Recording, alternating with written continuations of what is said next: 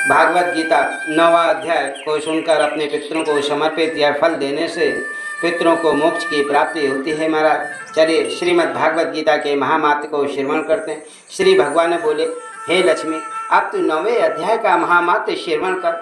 दक्षिण देश में एक भाव सुशर्मा नामक शूद्र रहता था।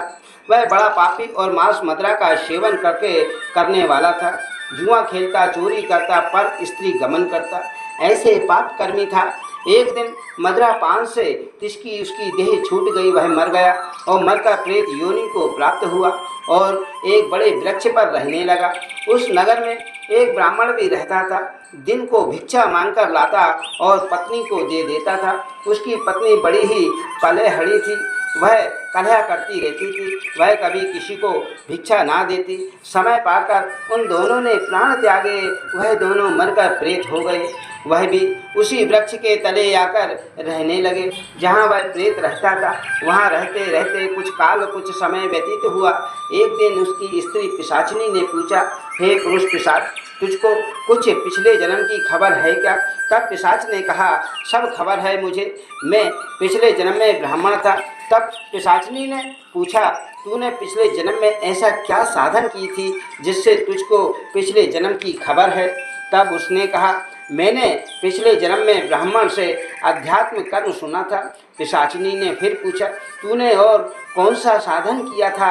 यह ब्राह्मण कौन है? वह अध्यात्म कर्म क्या है जिसके सुनने से मुझे पिछले जन्म की तुझे खबर है?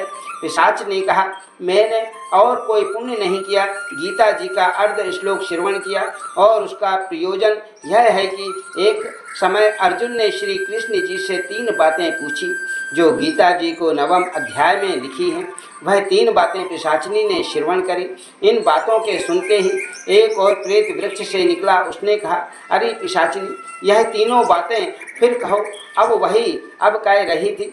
पिशाचिनी ने कहा, तू कौन है? मैं तुझे नहीं सुनाती।